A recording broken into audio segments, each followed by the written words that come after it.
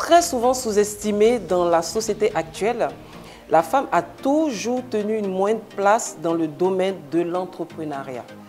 La raison est simple, en réalité, elles sont toujours victimes de coutumes et traditions les empêchant de devenir indépendantes et surtout de réussir leur carrière.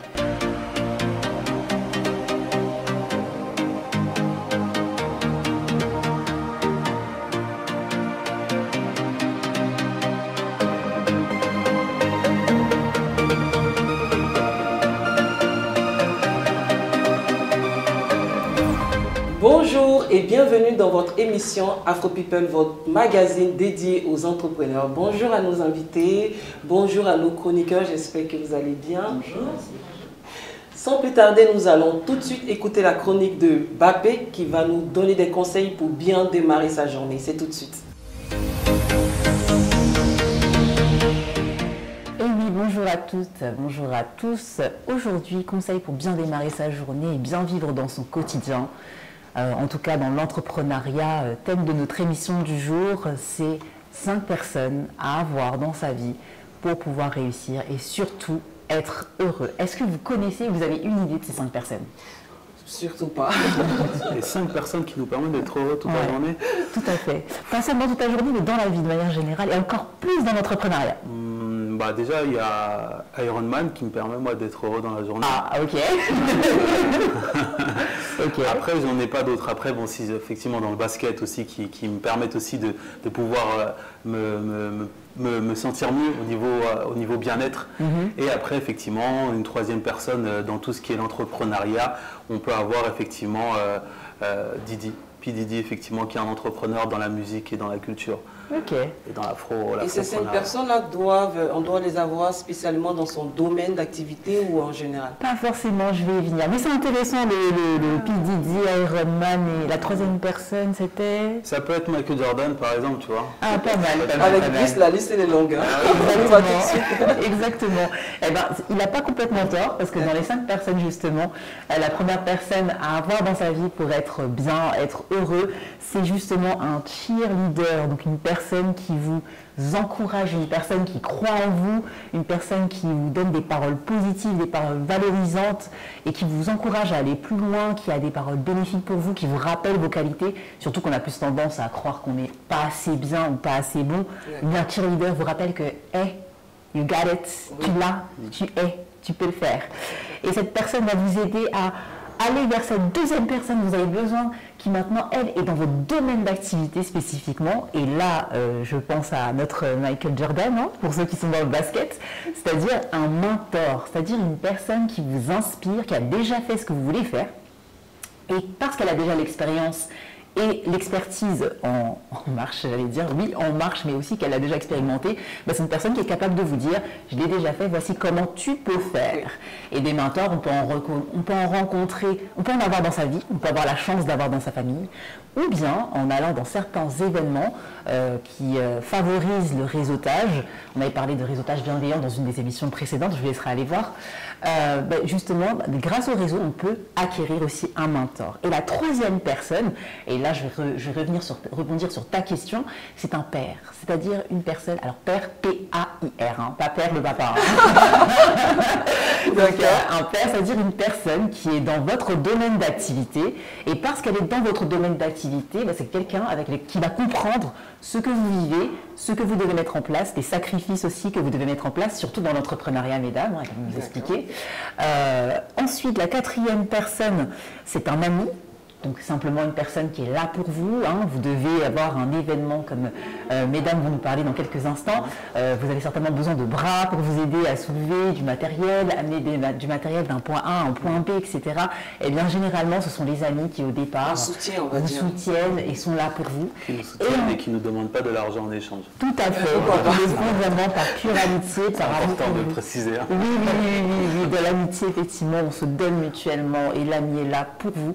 Et enfin, la cinquième personne qu'il faut avoir dans sa vie pour être heureux, mais aussi bien vivre son quotidien, est un coach. Surtout dans l'entrepreneuriat. Pourquoi? Parce que le coach vous pousse à dépasser votre zone de confort que l'on connaît être confortable et qui, naturellement, tout être humain n'a pas envie d'aller plus loin.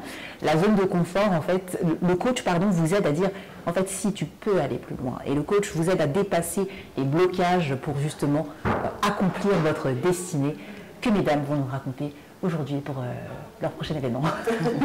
C'est super, ça c'est intéressant. On a pris note, hein, de toute façon. Mais ces 5 personnes, il faut les avoir absolument ou qu'est-ce qu'il faut faire quand on n'a pas ces 5 personnes? Ben, je pense que c'est à construire. On ne les a pas forcément automatiquement. Et dans ce cas, ce n'est pas une fatalité hein, si vous ne les avez pas.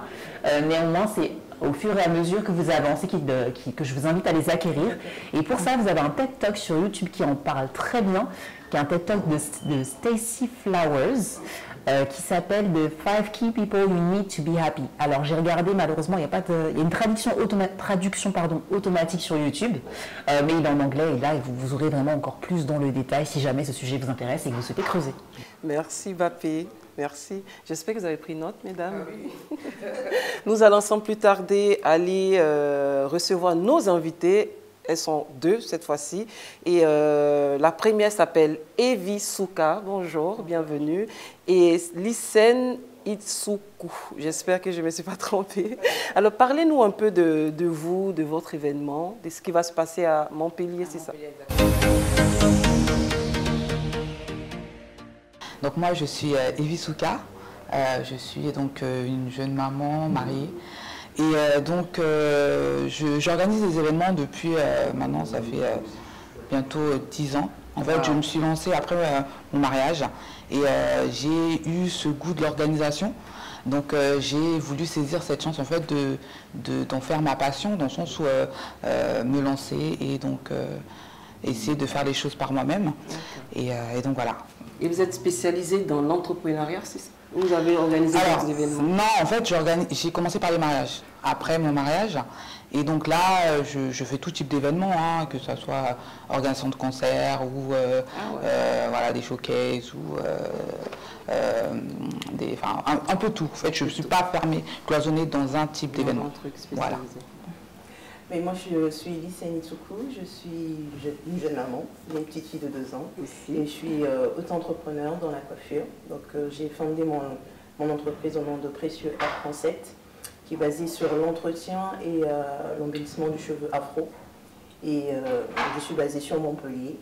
Et j'ai voulu collaborer en fait avec Evie Souka, tout simplement parce que c'est mon amie d'enfance et on a voulu porter cet événement et partager notre expérience dans l'auto-entrepreneuriat. D'accord. Parlez-nous un peu de votre événement.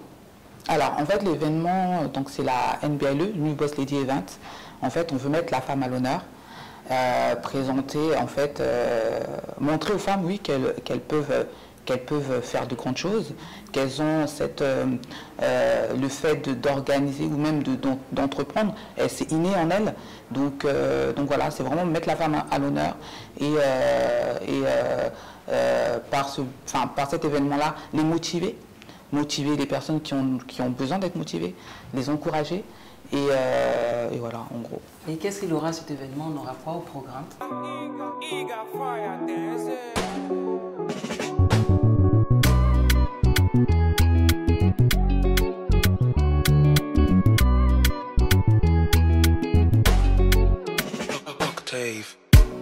Aujourd'hui, plus que jamais, tu te dois de t'éveiller et prendre conscience de ton exception, ton excellence, ton influence, ta force dans l'entrepreneuriat, dans la société et dans ta famille. Purchase your tracks today. Aujourd'hui, c'est à toi de te lever, c'est à toi de t'élever. Aujourd'hui est une nouvelle ère, pour toutes les femmes, pour nous, pour toi. Aujourd'hui, nous sommes toutes des New Boss Lady.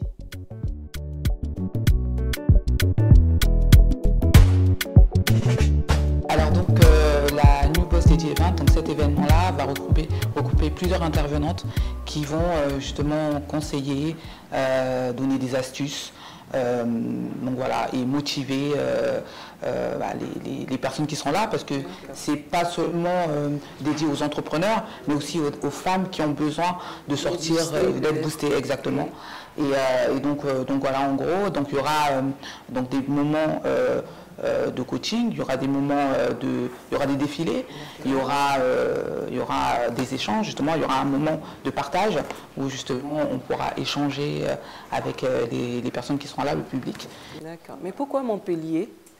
Montpellier, tout simplement parce que c'est notre ville de cœur, notre ville d'adoption. Et on a voulu en fait apporter cet événement à Montpellier, tout simplement parce qu'il n'y a pas ce type d'événement qui se crée sur Montpellier. On a l'habitude d'avoir ce genre d'événement ici à Paris parce que c'est facile. Ouais. C'est tellement, à Paris, on en trouve, on en voit tellement que Montpellier, aujourd'hui, on a voulu apporter cette nouveauté sur Montpellier pour que ces femmes ou tout type de personnes qui veulent rentrer dans l'entrepreneuriat, découvrir ce domaine, puissent partager avec nous ce jour-là.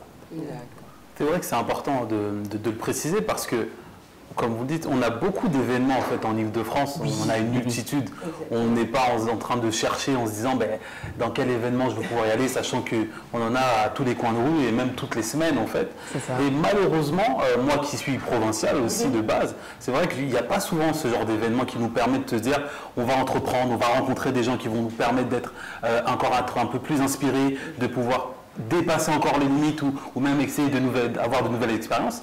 Et c'est vrai que proposer des événements, notamment dans le sud, à Montpellier, chez vous, je ne sais pas s'il y en a régulièrement, mais en tout cas, ça nous permet de nous dire qu'on peut faire des événements ailleurs qu'effectivement dans la capitale. Parce que de base, au niveau mondial et au niveau européen, la capitale, effectivement, c'est la référence. Tout à fait. Mais aujourd'hui, on a Montpellier qui va nous permettre aussi, grâce à vous et NBLE, de pouvoir se dire que on va placer effectivement la carte de Montpellier sur la carte européenne. Et que Montpellier devienne une référence en matière d'événements, événementiels, surtout dans ce que... Oui. Et Entrepreneuriat, tout à fait. Entrepreneuriat. Tout à fait. Et justement, qu'est-ce que vous avez constaté comme frein chez les femmes entrepreneurs, justement? Et surtout du Sud, parce que c'est vrai qu'on a l'habitude à Paris, on a pas mal de pépinières, on a Station F, on a pas mal d'endroits, mais chez les femmes entrepreneurs qui habitent dans le sud de la France, par exemple, qu'est-ce que vous avez constaté comme frein? Moi, comme je vis à Montpellier, au niveau des freins que j'ai pu constater au niveau de l'entrepreneuriat, il manque d'accompagnement. Il manque d'accompagnement et les structures, il faut quand même ramer pour aller chercher de l'aide. Ouais. Et aujourd'hui, je pense que il y a beaucoup de femmes qui veulent entreprendre dans le sud notamment, mais on ne leur laisse pas l'ouverture en fait, tout simplement à chercher des bonnes subventions, trouver des bonnes personnes pour l'accompagnement. Également, tout dépend du type de domaine. Il y a des aides, certes, mais on ne sait pas où aller frapper. D'accord, donc il y a une... comment dire, l'information ne circule pas complètement, il n'y a pas forcément les structures adéquates. Les structures y est, mais l'information ne circule pas assez.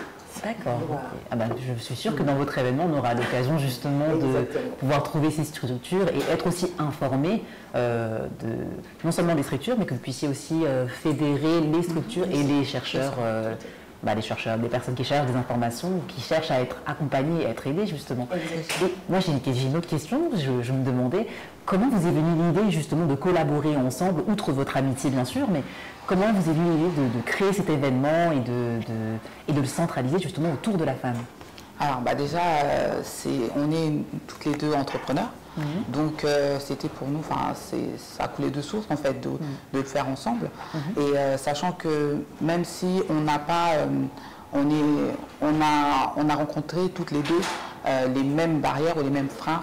On a eu des moments où ça a été compliqué. Qu'elle soit par exemple maman célibataire et moi que je sois mariée avec des enfants, il y a une certaine organisation qu'il faut mettre en place et toutes les deux on s'est retrouvées à se dire bon comment on fait, pourquoi on n'arrive pas à trouver des solutions par-ci par-là, comment est-ce que tu as eu à faire, toutes les deux on a réussi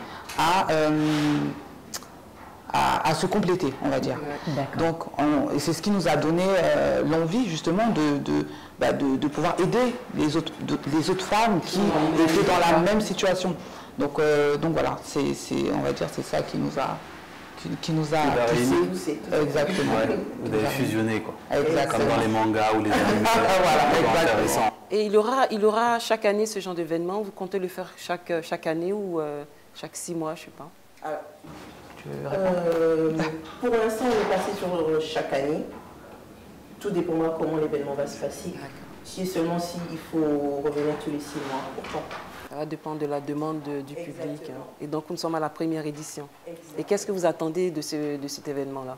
Mais pour moi, l'événement, surtout pour les personnes qui seront présentes, se créer un réseau.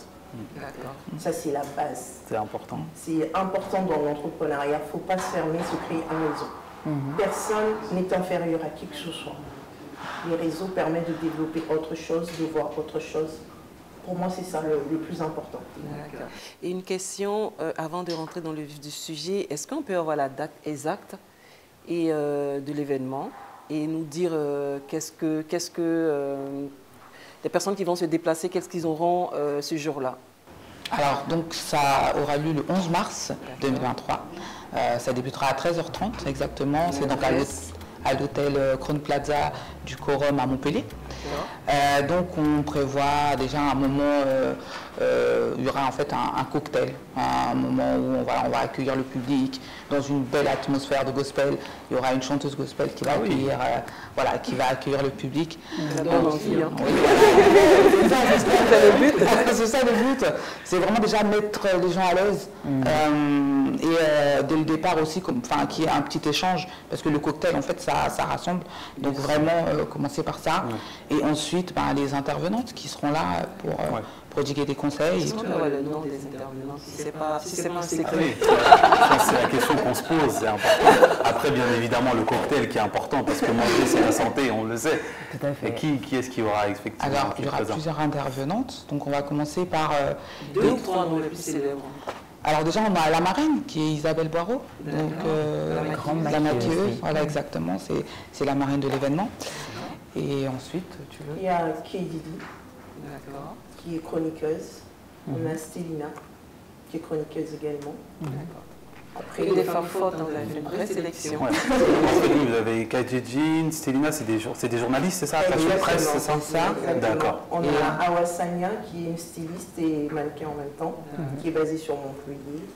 Ah oui, donc même une personne de la ville, et ça c'est intéressant. Donc ça c'est à Montpellier, par les Montpelliéraines, et mise en avant aussi par une Montpelliéraine. Et elles ont invité aussi des personnes venant un peu de partout, qui viendront avec leur public. Vous qui êtes des femmes, alors le thème de cette émission, c'est le développement de l'entrepreneuriat africain. Quels, selon vous, les défis et les obstacles que peut avoir une femme, une mère entrepreneur? Alors déjà, il faut savoir s'organiser. Alors l'organisation, c'est la clé parce que ça peut vite démotiver.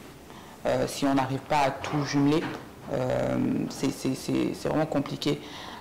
Étant maman de 3 enfants, et à côté aussi, j'ai aussi quand même une activité de salarié. Ça fait que ça fait vraiment beaucoup d'activités et il faut, pour moi, la première clé, c'est l'organisation. Et quels sont, selon vous, quels conseils donnerez-vous à une femme, mère, qui aimerait entreprendre? De ne pas lâcher. De ne pas lâcher. Il peut y avoir des obstacles, des montagnes, des faiblesses, et ne pas lâcher. Parce que vivre de son rêve, je pense que c'est le plus épanouissant. C'est très épanouissant. Ne pas lâcher, surtout bien s'entourer. Exactement, c'est la base. Ouais, Je sais que demander de l'aide, parfois, ça peut être un peu compliqué. Or, c'est important d'apprendre à demander de l'aide et de dire, de trouver les bonnes personnes, bien sûr, qui seront à l'aise à l'écoute et aussi qui acceptent d'aider, tout simplement. Lors de votre événement du 11 mars que vous allez proposer, vous avez dit qu'effectivement il y aura plusieurs intervenants et intervenantes, on aura aussi de la musique, on aura de l'entrepreneuriat au féminin, avec effectivement des entrepreneurs dans la beauté, si j'ai bien compris, dans l'audiovisuel aussi, dans d'autres disciplines aussi. Est-ce qu'on en a en particulier, à part effectivement la beauté et l'audiovisuel? Est-ce qu'il y a des spécialités? On a une chef traiteur. D'accord. On a des designers. On a une copywriter également. Et une coiffeuse, notamment moi-même. Et on a une qui est dans l'événementiel. D'accord. On regroupe un petit peu tout le monde Donc on n'a pas fait de sélection ce soir, sachant que tout le monde en fait peut être... Pour qu'on puisse se retrouver et avoir effectivement une potentielle, se dire, bon voilà, j'aime la beauté, je peux me référer à quelque chose en particulier. Vous parlez aussi que vous allez mettre, il y aura de la mise en avant de l'activité professionnelle, il y aura de la couverture médiatique, je cite, du networking et du partage d'expérience et encouragement, inspiration. Alors c'est vrai que moi j'aimerais avoir un peu plus de précision quand vous dites partage d'expérience, encouragement et inspiration. C'est vrai que pour moi ça me parle. Mais venant de vous, j'aimerais en savoir un peu plus. Qu'est-ce que vous dites quand vous dites partage d'expérience, encouragement et inspiration lors de cet événement du 11 mars? Alors, chaque intervenant, en fait, les personnes qui sont citées, par exemple, tout ce qui est make-up artiste, ou pas en fait, il y a deux catégories. Il y a les intervenantes principales, qui elles auront vraiment un grand créneau et qui vont coacher.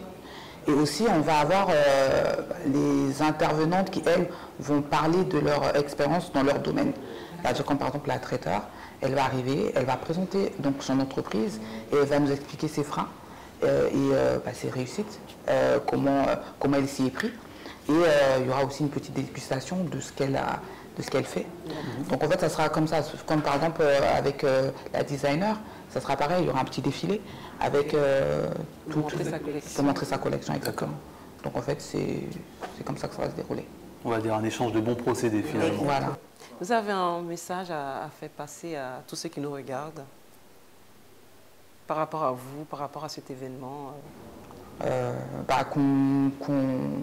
c'est notre première édition et que c'est vrai qu'on a besoin de soutien, on a besoin de se sentir porté quand même.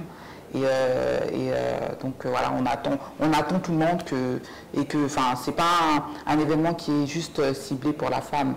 C'est aussi, les hommes aussi peuvent y assister. Donc c'est pas un événement fermé. C'est ouvert à tout le monde. C'est ouvert à tout le monde, exactement.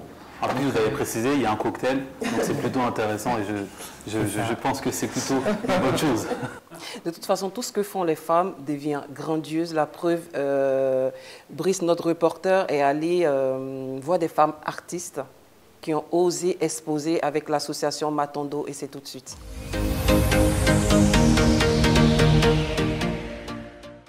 Donc, comme l'a précisé effectivement notre chère présentatrice adorée qu'on aime tous, on est d'accord, c'est la meilleure bien évidemment.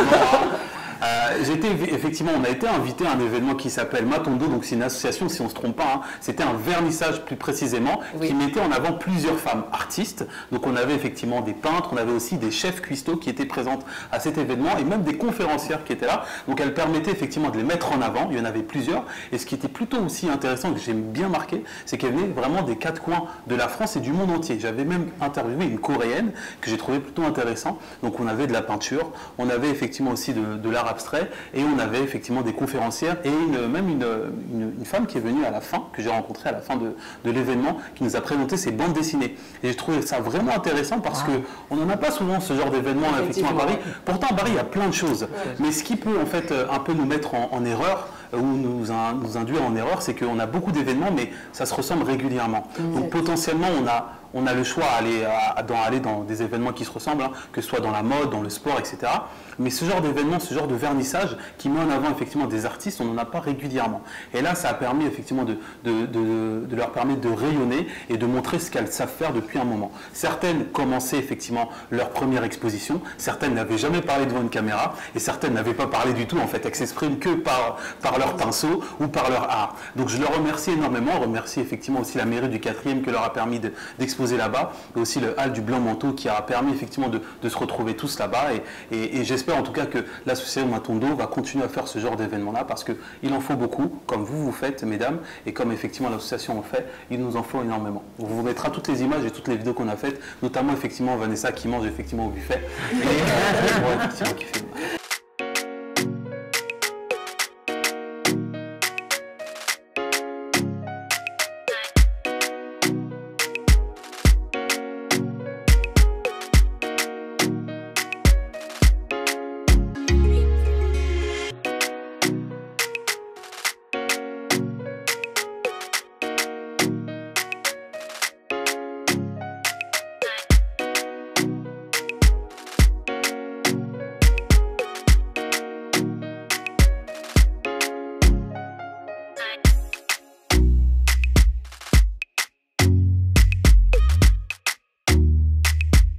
Merci à vous d'être venus, merci à vous qui nous regardez, merci, on va remercier nos partenaires, à ABC Coworking qui nous a reçus dans ce magnifique endroit, merci à Annie Segal qui nous a sublimés, merci à vous qui nous regardez, je vous donne rendez-vous dans 2 semaines, même jour, même heure.